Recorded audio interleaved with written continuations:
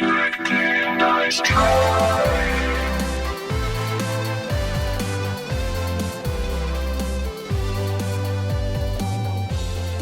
hey, welcome back. It's Friday. I sounded really exasperated there. You did. You had an exasperating week. Was it an exasperating week? It feels like it. But we made it. We're here. It's Friday. Good game, nice try. Back again. Back at it. Full energy. You look disappointed. What's up? I'm not disappointed at all. I was just trying to work in the joke, putting the ass in exasperated, but I couldn't really get it in there, so I just said I saw the gears turning. Yeah. It was great. But what's up with you? What's going on? I got something to say. I heard a little birdie told me. Oh? Jen Samples, our producer, has a new game recommendation. I do. What's up? What do we got, Jen? What's happening? Okay, it's a game I discovered with some friends this past weekend, and it's in the Oculus. Perfect.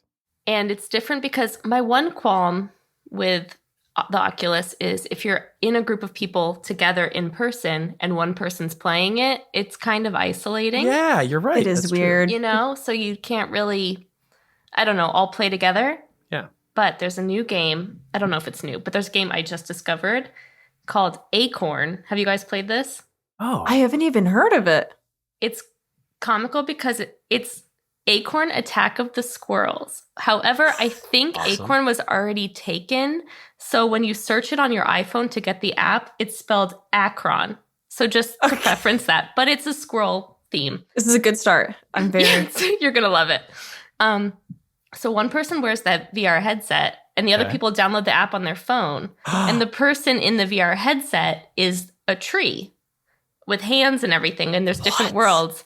And the people on the phone are the squirrels. And the whole thing is you use your phone to guide your squirrel to try to steal the nuts from the tree, while the person in the VR headset is picking you up and throwing you. And it's like a team game. My God. It's like the tree versus the squirrels. And my friends and I had a blast. And it was the first VR game that I found that everyone can play. Yeah, because you're right. It is so isolating just watching somebody kind of in their own world. Did you play both? Did you play both the tree and the squirrels? Oh, yeah. We would all take turns switching between the tree and the squirrels. It's so much fun. You guys need to What play are you it. better? Are you better at being a squirrel or better at being a tree? And also, what's your strategy as the tree? Okay, I loved being the tree. I love this. You have there's certain weapons that you can have. You could Weapons? you could throw sludge at the squirrels to knock them out. Oh my God. And then on the flip side, the squirrels, there's 4 different characters you can play, and each has their own power. One of the squirrels has a shield. One of them can dig holes. One of them can build bridges to ambush you from above to get the acorns. You guys, I'm telling you, you gotta play it. Wow, this sounds awesome. I'm so excited because I was trying to think of other VR games that are good for social play, being able to play with other people. And the only other thing that kind of comes to mind is Keep Talking and Nobody Explodes. What's that? Because you have somebody who's in, and you can play it, I think, just on PC too, but they have it on VR where if you're in the VR headset, you're looking at a bomb. And you can rotate it, and it has different modules and different wires and codes and stuff you have to put in. But then the person who's outside of the VR, they have the manual. And they have to try to explain it to you and say, if you have 3 red wires, then you have no black wires, then you have to cut the 4th wire or something. But if you have 2 batteries on it, then you have to do something specific. It gets so complicated and you're under pressure. And it lives up to the name. If you just keep talking and try to figure it out, nobody will explode. But that's the only other one that I can think of that's kind of able to play with multiple people. Yeah, that's what a smart device for the Acorn game. I'm shocked it hasn't been a thing sooner because I feel like there's so many. It's kind of like the Jackbox games that you can play on your phone, where you play Quiplash and stuff. It had that vibe, and I feel like the possibilities are endless if you can sort of connect the two, the phone and the VR. Yeah. No, it does feel like that's such a lacking area. Mm-hmm. Yeah, VR, basically what we're all saying is VR doesn't really have couch co-op. Yeah. Yeah. Unless you all have VR or something. But even then, it's kind of you have to be apart from each other. Mm-hmm. True. Even that, because we would each need to be in our own separate little areas. Yeah, wow. Well, I'm definitely we got to check that game out, man. That sounds awesome. Absolutely. I love that. Good Lord. Let's talk about games. So let's talk about one of my favorite games of all time, which is The Witness.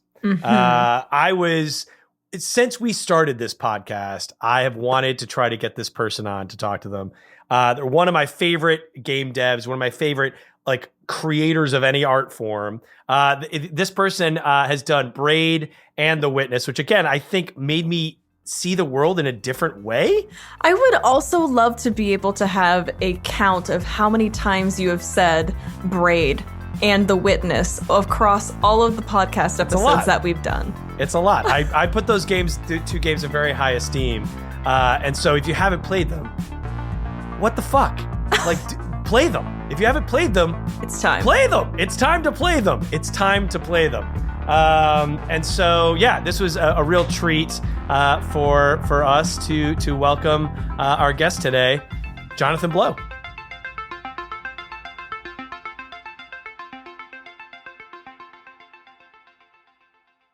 Mr. Blow, thank you so much for being here. Braid and The Witness are obviously two things that they're not even games. They've changed how I look at the world, which is mind-blowing to think about. And for you, what is it? What do you like? What changes your life and your worldview, games or not? Wow, we start deep. We start deep, and then we end with your favorite color. We start red. And we go shallow. Yeah. Red. Well, man. So I'll just say, from a very young age, I had this deep desire to understand the universe in a deep way, in a way that I didn't know how to satisfy. Right. What I knew was there were all these people going around in the world, and they would say like, "This is important" or "That is important." But the annoying thing that like a 2-year-old will do where they go like, why? Yeah. And like I was doing like the 13-year-old version of that. And not necessarily in a high quality way, but I found that like the world that I knew it didn't really have answers to the things I really cared about. And then at some point I got really frustrated and gave up. But not really. Like not a 13-year-old. Yeah. Well, no, I mean, this lasted till like 20 years old. And then I was like, I'm going to go insane doing this. I don't know what this is all about. But then, somehow I got into doing video games. Right. And somehow this desire to see the universe in a fresh way or an interesting way, or to understand it, met this medium of video games. And video games are really interesting because like, what's a running game? It's a separate universe from ours where stuff is happening, right? And it's usually, it's always a simpler universe than the one that we're in. Sometimes tremendously simple, like if you're playing chess, there's not a lot of rules happening. And if you're playing Apex Legends, it's like a lot more complicated, but it's the same basic thing. Well, once you move it from a board to a computer, like a computer running really fast, it's kind of like a turn-based game where all the turns are just like super fast, right? Yeah. If you ever make game engines, you see that directly. But so this just became fascinating to me, and it became a way to start thinking about these things. And so when I work on a game, so you mentioned the last 2 games that I worked on that we've released. And it's notable to point out that the first of those that you mentioned, Braid, came out in 2008, which is a while ago, right? Yeah. I've been taking a long time to make things, and I wish I could make them faster, but it is what it is right now.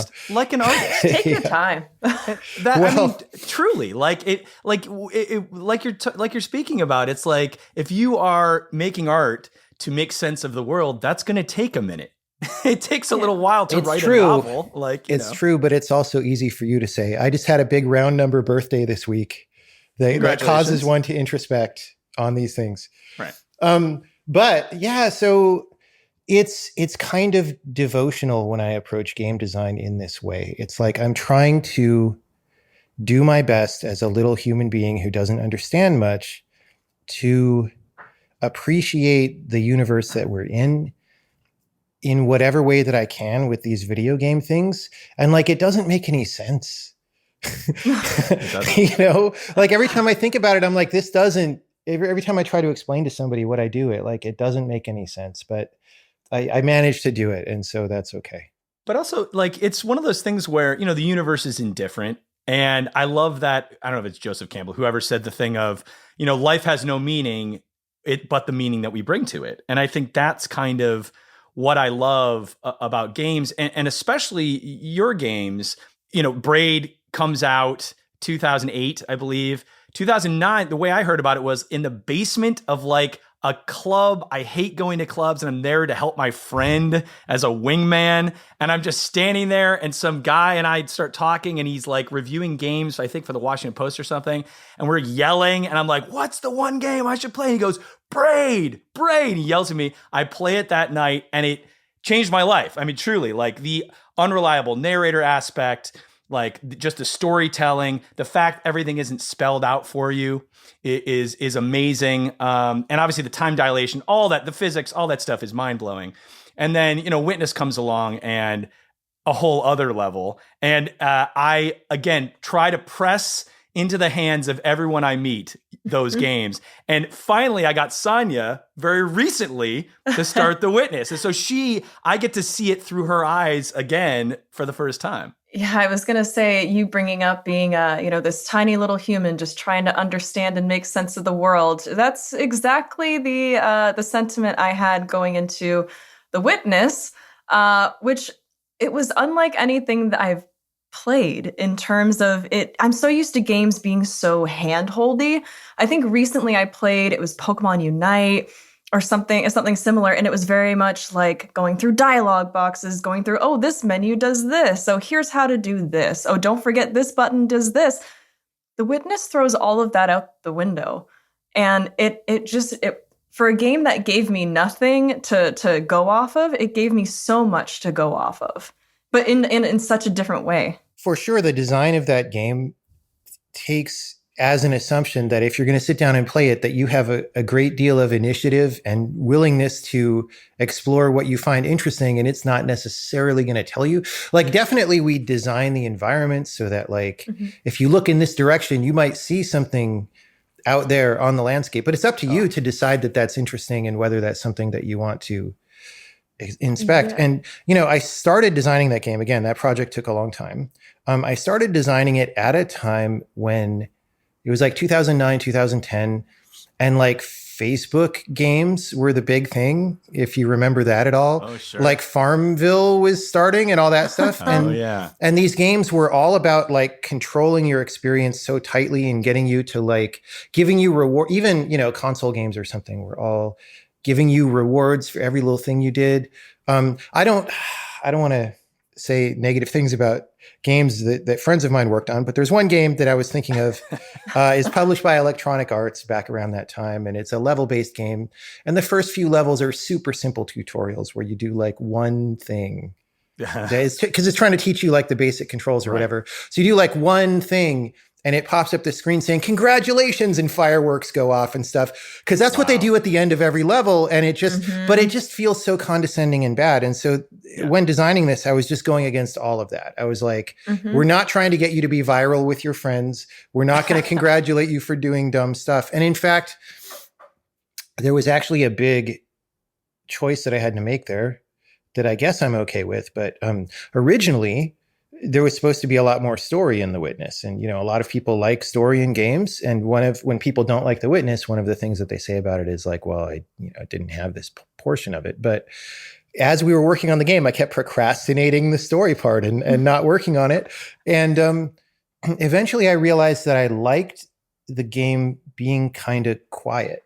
Right. There are some audio recordings, you know, with voice in them, but they're not story, and they're also not about the puzzles. They do not tell you absolutely anything at all ever about the puzzles. And you have to kind of look for them, right? They're not part of the default experience. And just this idea of being in this location where there's no background music. There's just like nature sound. By the way, the nature sounds have no animals in them of any kind and no insects because it's supposed to be a completely alone place. And that drove the audio people nuts because like we're going to do a swamp, but like there's no like bugs in the background of the swamp or something. It's like, it doesn't, you know, what does that sound like? So that was interesting.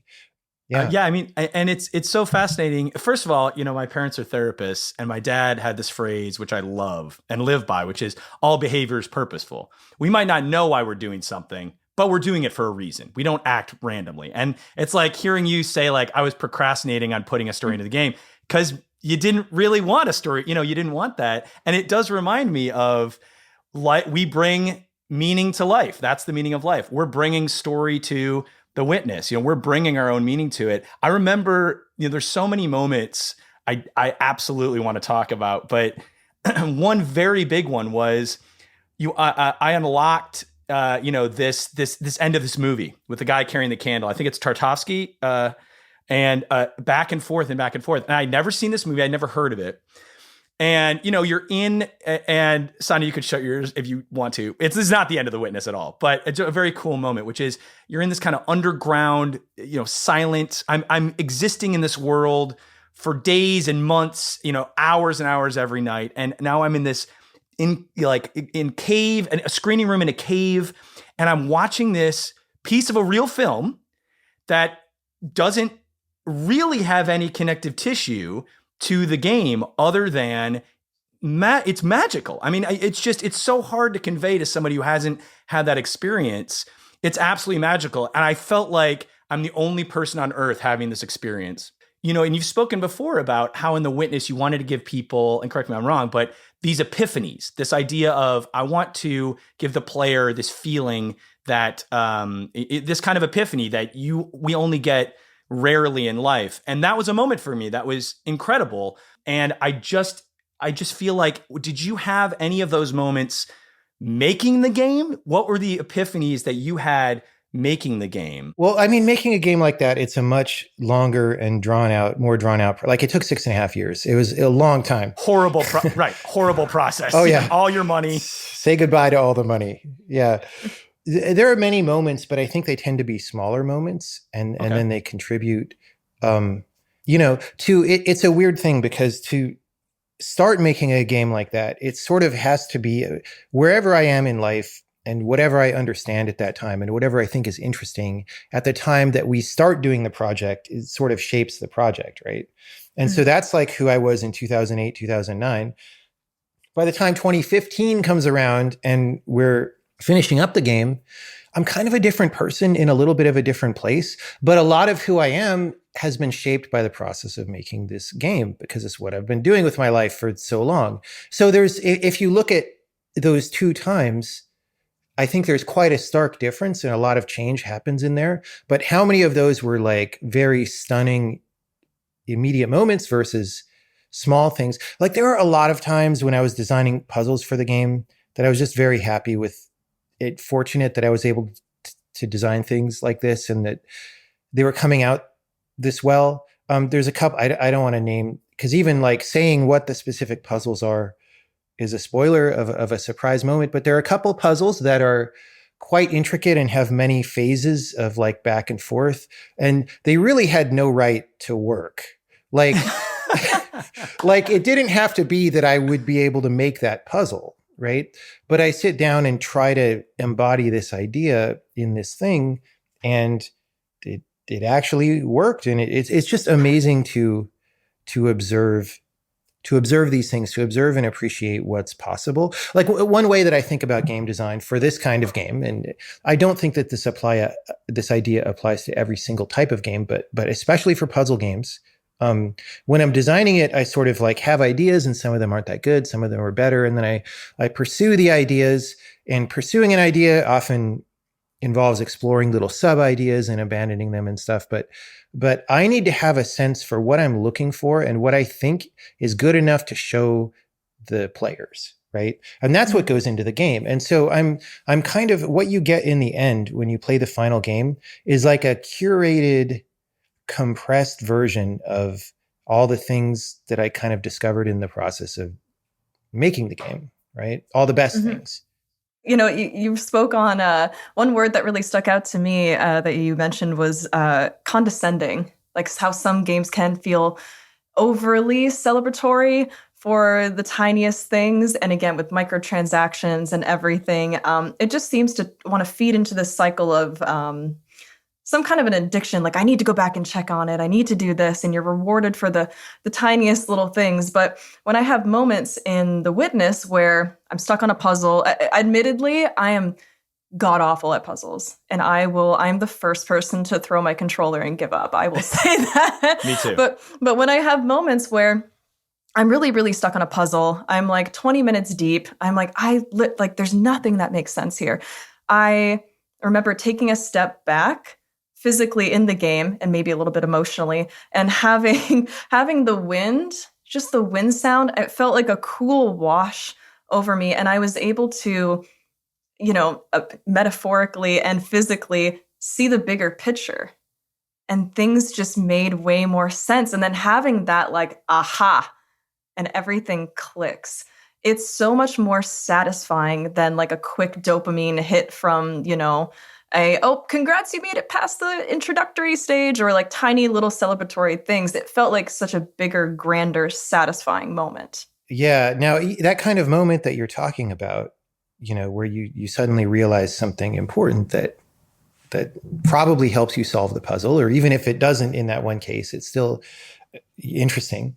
That was one of the main points of the game, was to try to find as many of those kind of experiences that we could give people and put them together, and not have it be the same experience over and over, but have them be different from each other and show you different flavors of how this can work. And it was very rewarding, but it was pretty difficult, honestly. I imagine. I can't even imagine. But so puzzle game designers have this idea of the aha moment, which is how they describe what you're talking about. But the way that puzzle game designers have historically talked about this, I always found a little bit unsatisfying, because often they treat it as, well, what's a puzzle? A puzzle is just something that you don't know the answer to. It could be like sliding a bunch of tiles around into the right positions, or like solving a Sudoku or whatever. And then you're stuck on it. And the aha moment is when you understand something about how to solve it. And that always felt a little bit empty to me, because to me, like, yes, it's true to have this positive experience of being able to understand a situation that you were stuck in, but those experiences are not all the same. Like, what goes on in your mind, what you actually come to understand in that moment is actually important. And there can be different kinds of things, and they could have different kinds of flavors, right? And so just to try to explore that and illustrate that in this game was one of the main points, I guess. Yeah, I think it was the combination of the relief of I'm not stuck on this puzzle anymore. I'm like, I finally get it. But then also, a taste of having that new knowledge of like, oh, right. And you have like a new key that you can use to take forward. Well, there's different ways that can feel, right? So I've definitely played some games with pretty bad puzzles, in my opinion, right? Where I'm playing it and I'm stuck and I don't get it. And then I find the clue somewhere and it's something kind of lame, right? Or it's like, how was I supposed to understand that? It doesn't really feel good. It's like, okay, now I'm going to go do the thing that the designer wants me to do, right? But I think the art is how to make that part good, right? Like, are you surprised by the thing that you see or the thing that you discover? Are you delighted by it? Does it then not only give you the answer to this puzzle, but does it help you see other things in the game in a slightly different way, right? Can we make a composition out of all this? Like, for me, something like that, like if you're trying to do like a combination lock in a puzzle game, and then you go into the wall in the other room and the combination is like some numbers on the wall, that's not that interesting, right? And then one step a little bit more interesting, but still not that interesting, is like, I don't know, there's some dice that somebody rolled on their desk and the dice are the numbers. It's still, but you can start with some idea like that and try to take it in more and more of a surprising direction, of a way that gives something to the player. You don't want to just require the player to pass a task, but you need to give them something that's valuable in proportion to how hard you ask them to work. And all these things are subjective. Like if somebody's not a puzzle game buff, you're asking them to work a lot harder just to play a puzzle game. But we do our best.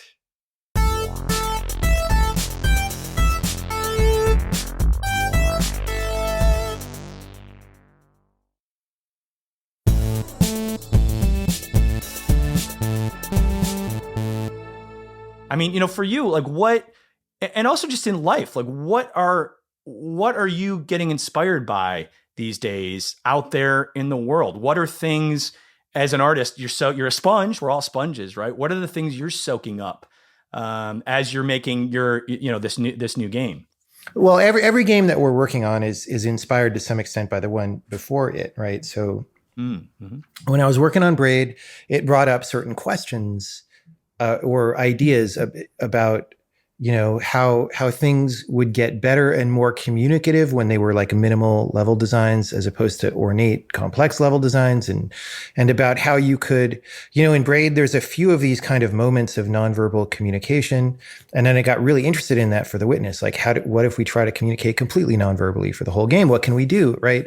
And so for the current game, I'm thinking a lot about a slightly different direction of that also happens in both of those games, but it's this thing where this complex web of understanding just gets built up in your mind as you play really any game, right? So, Dark Souls or whatever is an example of that. Like by the time you're done with that game, you know and have an appreciation of a bunch of stuff in a bunch of different dimensions. So, like the map of the world, like how things behave and what to do in different situations, and all this stuff that if you were to try to write it all down, it would take a long time, right? It would be a lot. And then you'd keep finding detail where you have to go into more detail and more detail.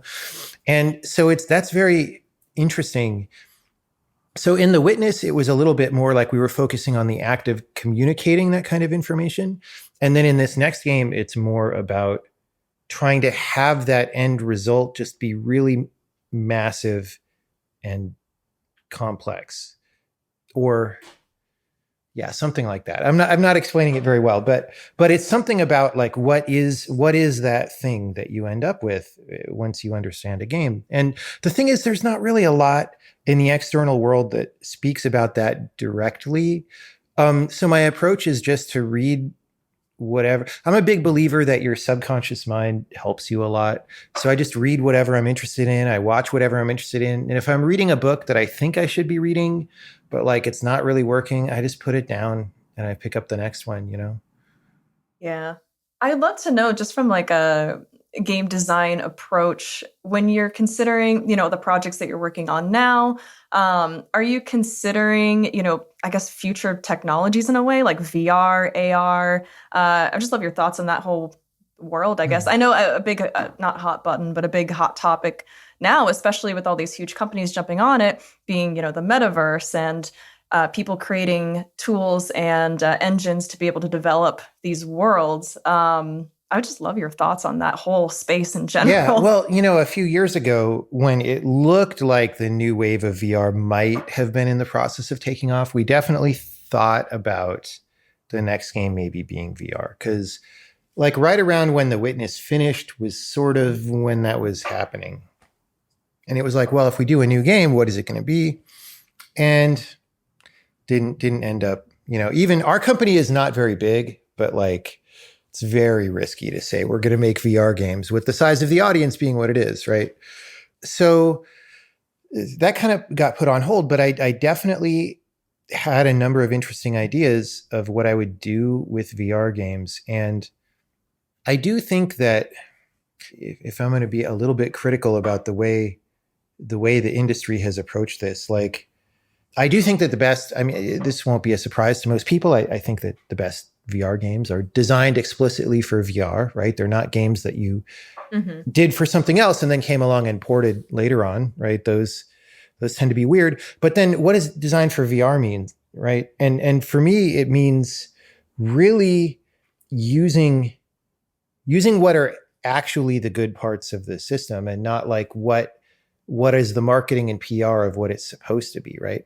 So the marketing and PR of what it's supposed to be is that it's super immersive and like you're really there and whatever. And I never really bought that. Like if you're watching a movie, you're really immersed in the movie just on a flat screen. And if you're reading a good book, you're really immersed in the book, right? So like there is a little bit of a quality of immersion that you get in VR, but if you break it down to practical things, it's something more like I can accurately judge distances in a frickin' 3D game or whatever, which I can't do when it's projected on a small screen. And it feels more real in that way. Like I can reach out my arm to grab something without thinking about it, and my hand goes to the right place. Okay, that's really interesting, but that's a very concrete thing to design around. It's not like, ooh, immersion. It's like, okay, you can do this, you can do that. And then there's other things like the finger tracking stuff that various people did. I didn't think worked very well. And to me, what's fascinating, though, is that when you have a VR headset, you have very good head tracking and very good tracking over two hands. And that is, I think it's underappreciated how interesting that is, because historically in games, how much information can you send to the game? I have like a couple buttons and maybe like one analog stick, right? And if you want to get mathy about it, it's like a couple of degrees of freedom worth of information. It's like not very much. And in VR, you have 18 degrees of freedom. Some of them are constrained together, but you have a lot more, plus a bunch of buttons and stuff. And that's just like way more richness of communication that the player has to tell the game about what the player wants to do, right? Usually in games, it's all just pixels coming. Like if you quantify the amount of information in like a 4K screen, 60 FPS at 24-bit color, that's like insane amounts of information coming back at you, but very little going in. And VR helps us even that out just a little bit. So I would be interested in it from that standpoint. Also, I do, back when we used to have fun before coronavirus, I used to do a lot of dancing and stuff. And so I always want to do like way more over the top stuff in VR, like than games usually do. Right. So like, I want to do the version of Beat Saber where you actually have to like jump across the room all the time and like slide and duck and then like, leap over things.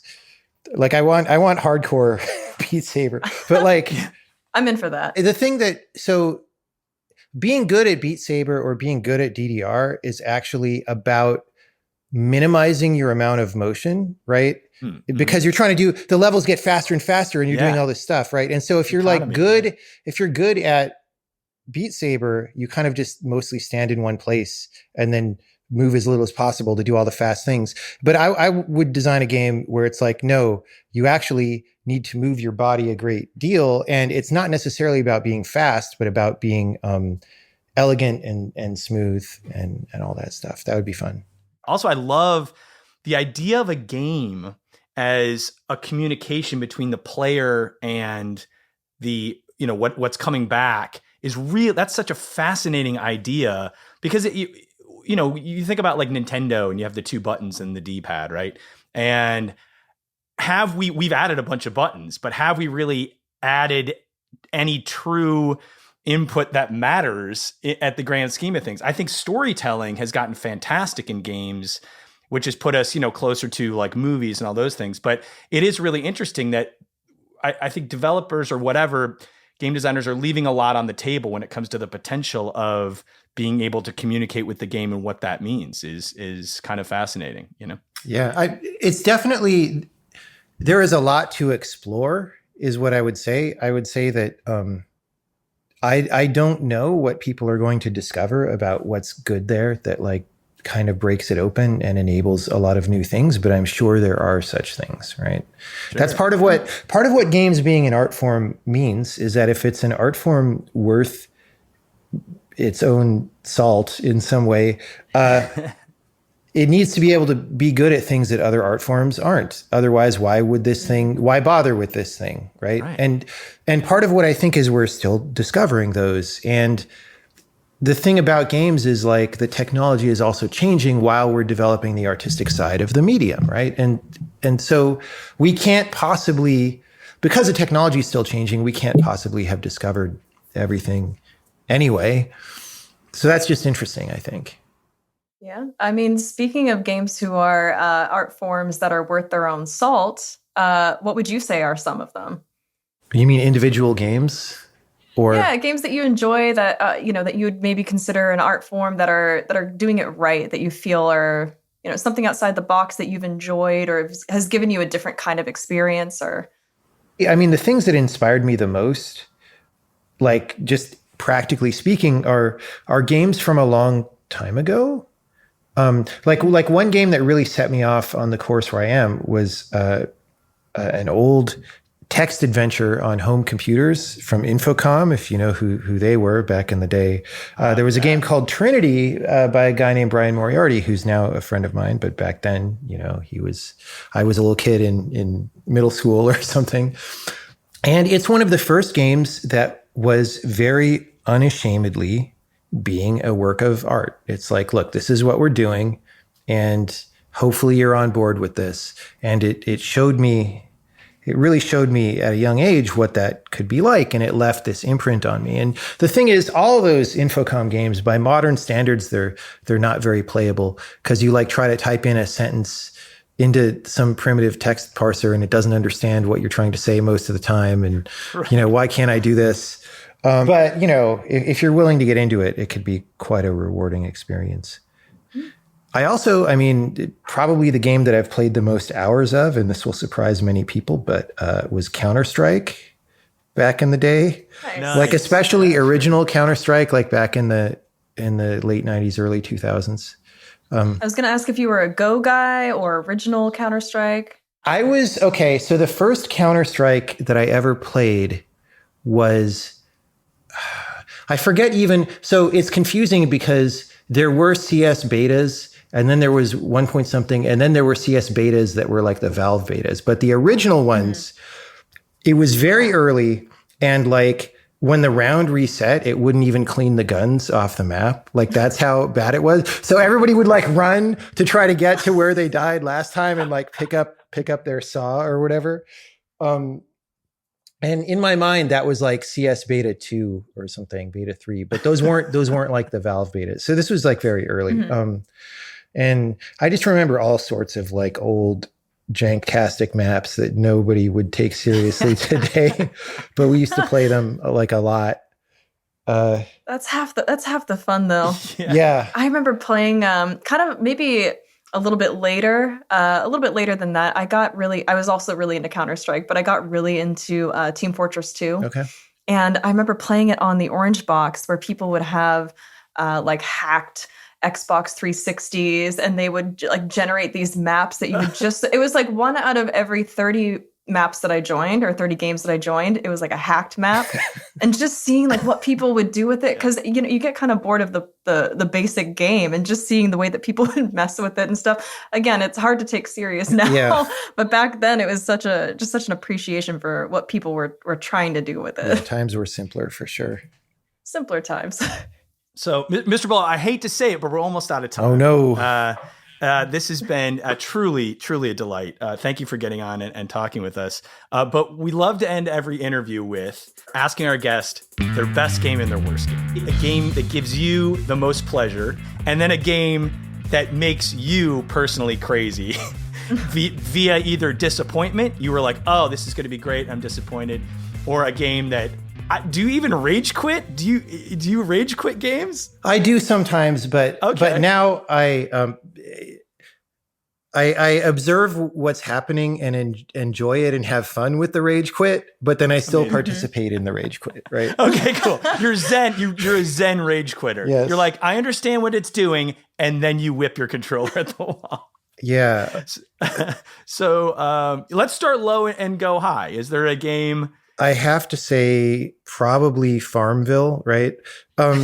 Because it's so cynical and exploitative and just about making money from people. But it's not even that specific game, right? It's that whole thing, right? So now, we're in a time where, like you say, everybody's got these phones, and they not only have cameras, but they all could play games. And there's just a tremendously large industry making a lot of people rich that's sort of just about exploiting people, giving them things that kind of pretend to be games, but don't have much virtue as actual games, and are just there to just get you to watch ads and waste time or whatever. And actually, I think the worst part of that is the time wasting, actually, because I mean, if you have 1 million users and you get them each to waste even only 1 hour of time each, that's 1 million hours. How many years is that? I don't even know. It's a long time. Oh my gosh. I don't know if I want to think of it in years wasted, but maybe we should. Maybe that's a good thing to think about. It's a little bit important, right? Because, okay, so on the one hand, video games are entertainment, right? or they're certainly optional. They're not like food that you put on the table to survive, right? But things that are optional like that, they can be valuable and they can make our lives better and more wonderful, or they can be the opposite, right? And they can very easily just make people kind of depressed and or cause them not to use their time well, and then 10 years go by and they didn't do these things that they wanted to do or whatever. And so I'm always a big proponent of just making sure that we try to make sure there's enough in the way of video games that are doing something good for people. And that doesn't mean, video game where you learn 8th grade math or like go to the dentist or whatever, but it just just give people wonderful experiences that are positive. So my worst game has to be like the whole family of games that descended from Farmville and is now this giant mega industry, right? Mm-hmm. Agreed. Just morals and ethics in game development. Yeah. All right. So now the game that gives you the most joy. I don't know. I have to go. This one is hard because these days I'm a little bit of a crusty cynic where I play all these games coming out and I don't like when you've played so many games, then a game has to really be doing something new to give you something you haven't done before. And that's a little bit less common recently. Aside from the games that I already mentioned, which I think were wonderful, I have to this is weird. I don't know why I'm picking this one exactly, but it's one of the games that it doesn't make sense, but it sort of ended me up where I am now. And it's this game that nobody's going to know what the hell it is, called Net Trek, which I played. It was like the first serious multiplayer game that probably ever existed in the modern sense, or that I ever played. So this was when I was in college. You played it on like Unix workstations, right? So the equivalent of like Linux machines today or something. And it was a 16-on-16 space game with like a Star Trek theme. And it was kind of like football where you're like trying to take over each other's planets, right?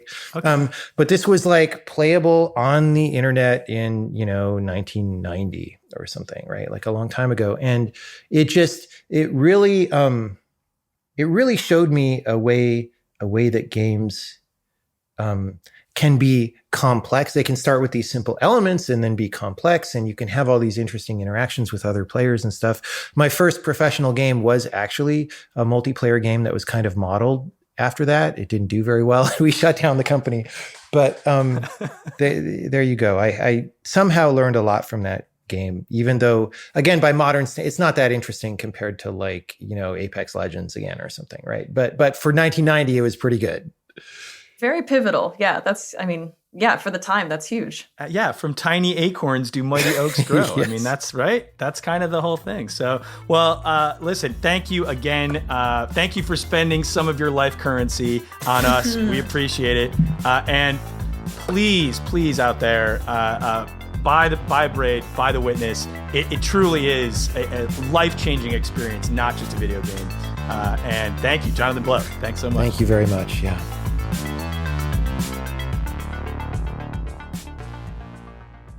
Well, I have to say that was amazing. I don't fanboy out a lot, but was I too fanboy-y on that? You kept it pretty cool. Okay. You kept it pretty cool. Freaking out, just screaming internally the entire time. Thank you to Jonathan Blow for joining us. And we're going to take a quick little break. Don't leave. We'll be right back.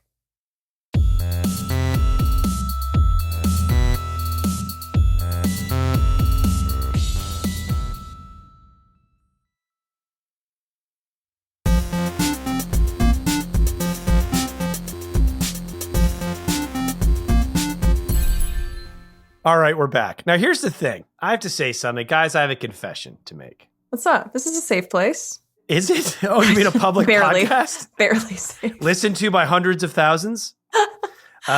Listen, here's the deal. It's gotten to the point now, we've interviewed so many people, and The Last of Us 2 has come up so much. And for this last interview that we did, I had to take my earphones off and not look at the screen, the Zoom, so I couldn't read people's lips, so I didn't get the end spoiled for myself. I think I just have to beat The Last of Us 2. It's time. Jesus. It's been a long time. I know. Also, I love how you're like, I really need to open up about this. And the second you do, we're both like, God, finally. I know. Oh my God. I know. We all three of us, the golden Jen and I need to three. get this out. Yeah.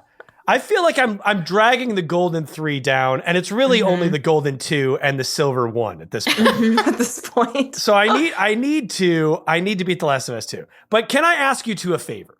Yeah. Because I really love the game Inscription, and it's not even close to a similar game in scope and epicness and feelings. Sure. But there's a lot of parts of Inscription that I really want to talk about with you guys, but it will ruin the gameplay experience if I spoil it. So can I ask you to... How the tables have turned. How the turntables, yes.